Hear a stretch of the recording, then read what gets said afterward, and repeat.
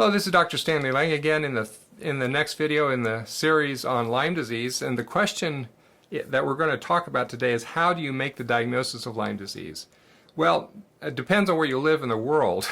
Unfortunately, in the United States, we don't have a lot of options that are paid for by insurance. And where I happen to practice medicine, I can only order tests that have been the tried and true, the tried but not so true tests for Lyme disease that have been around for now decades. In some parts of this country, there are some alternative tests that are available. These tests are generally offered by doctors who are not involved in any kind of a healthcare system. They're not employed by a hospital that governs how they practice medicine, things like that. And so there's a little bit more freedom for those doctors to do some other tests that are not commonly ordered. So there are some tests that can give more insight into the whole question of what's going on with a person. Do they have Lyme disease? Our most accurate test is a test that's called the Western blot, and this has been around for decades.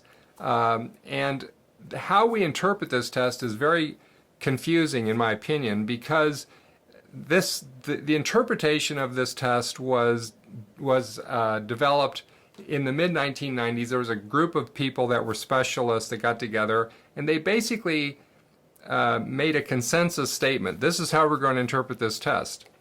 Well, in my opinion, the way that they came up with this interpretation of the test makes the test unreliable for making a diagnosis of Lyme disease. In my experience, over half the time, when I see somebody that I'm very sure they've got Lyme disease from their clinical manifestations, they still have a negative test. And the question is, well, what do you do at that point? Well, what I do is offer the patient treatment on the basis of their symptoms and their clinical presentation.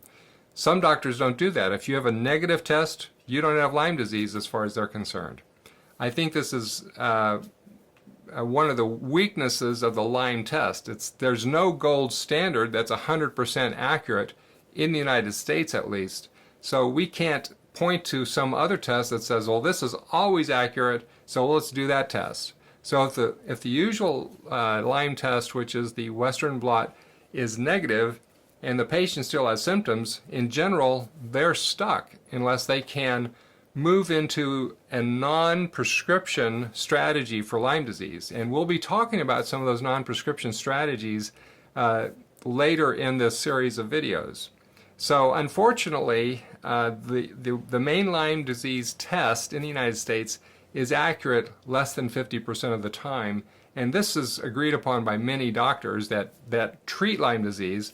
People that don't treat it very often, and they sort of treat it peripherally, like they might be an ER doctor or urgent care doctor, they're not too familiar with the statistic I just told you, and they just tend to rely on the test. If it's negative, you don't have Lyme disease, go find some other solution to your symptoms.